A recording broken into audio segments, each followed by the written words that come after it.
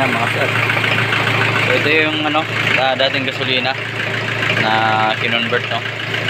Yung unit natin is Kia Rio. Tapos nagpalit tayo ng CD70 na makina. So kinonvert natin lahat ng mounting. Convert yun. Pati yung sa cambio niya convert din. Tapos yung sa original kasi nito, dalawang ano yun, dalawang rod galing doon sa shifter niya papuntang transmission. Pero itong Nissan kasi isa lang.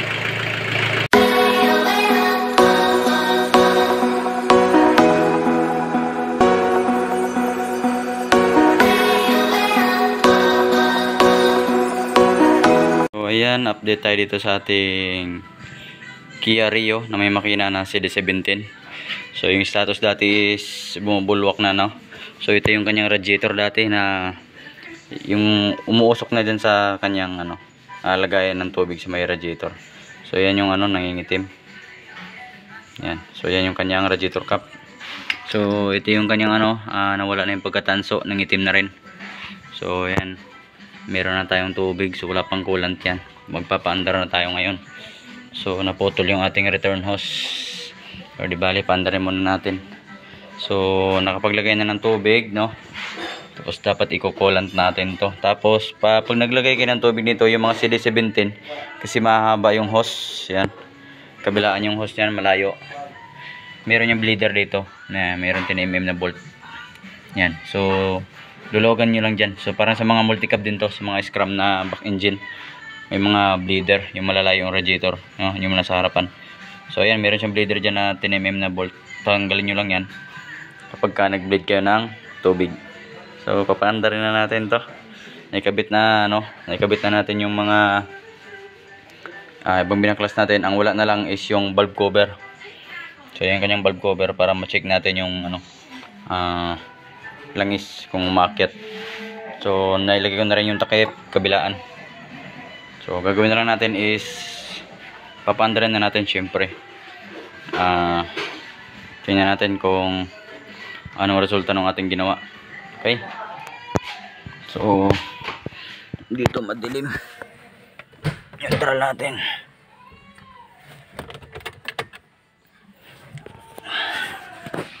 Para tayo nakapaglagay pa ng battery.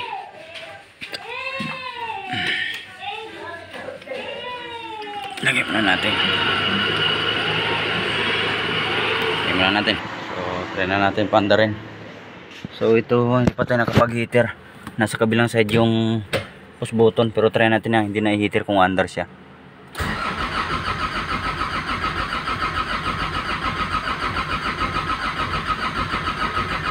Op, ayaw mandar. So i-heater natin siya. Sige, start mo.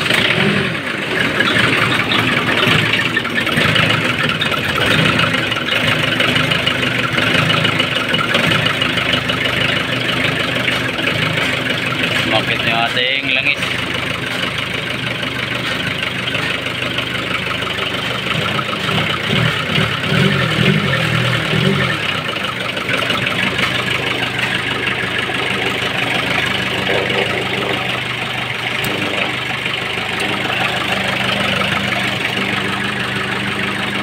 Ayan na.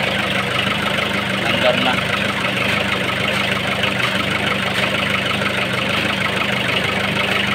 Okay yung ating ano, supply ng langis oil na umakit sa itaas.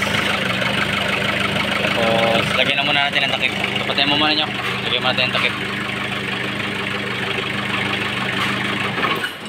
Yun, so ilagay muna namin yung takip para hindi magkalat tong oil, hindi matapon kung saan saan. Okay, yan, so nakabit na natin. Paandarin na natin ulit natin kung may bulok pa. Okay, op. Okay, tuloy lang, tuloy.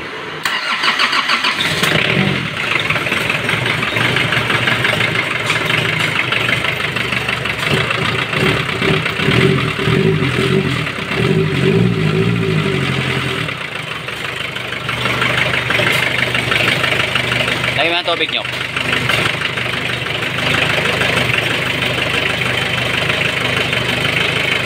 Dahan-dahan lang, baka ma-shoot dito sa intake natin.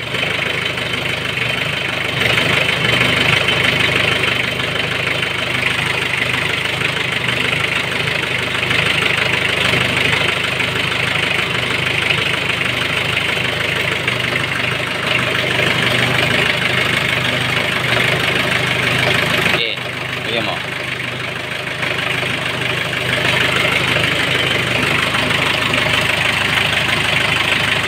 Takpan mo nga to.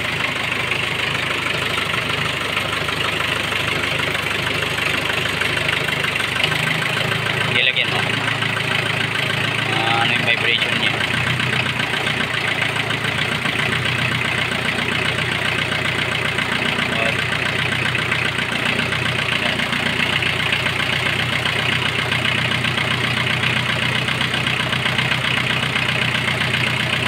Okay, lagyan mo.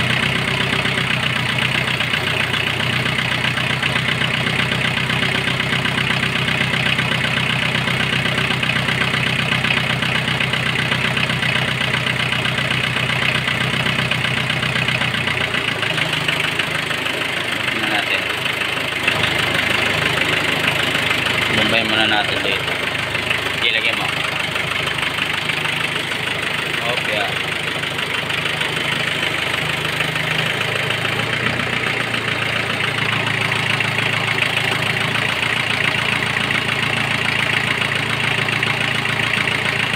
Okay na.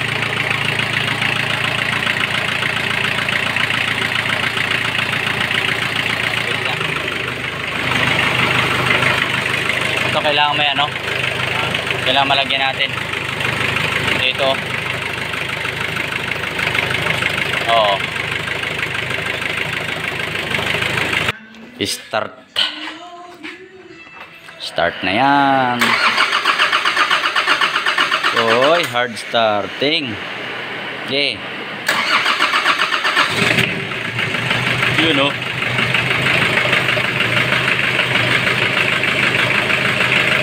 Wala nang bubbles yan.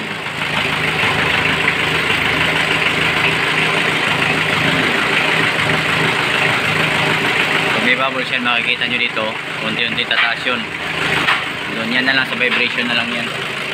Mawawalan kapag inirib natin konti. Yan.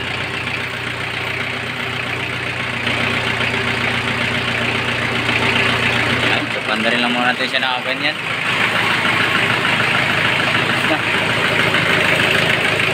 Natin kung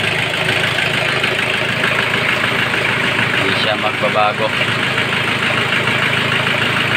So mayanig talaga siya. O pwede natin puntasan konti yung minor.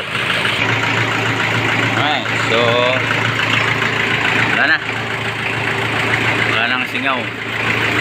Wala na tayong makitang bubbles dyan na unti-unting tataas. Kahit pino man yun, wala na. Pandarin lang muna natin siya na nakaganyan para makapag-bleed na rin siya dyan mag-isa. So na-bleeding na rin naman natin yan sa bleeder niya kanina, pero hayaan muna natin siyang mandara nakaganyan. Ito yung ating Nissan. So meron na siyang tubo sa gitna, kaya yun, kinonvert din yun.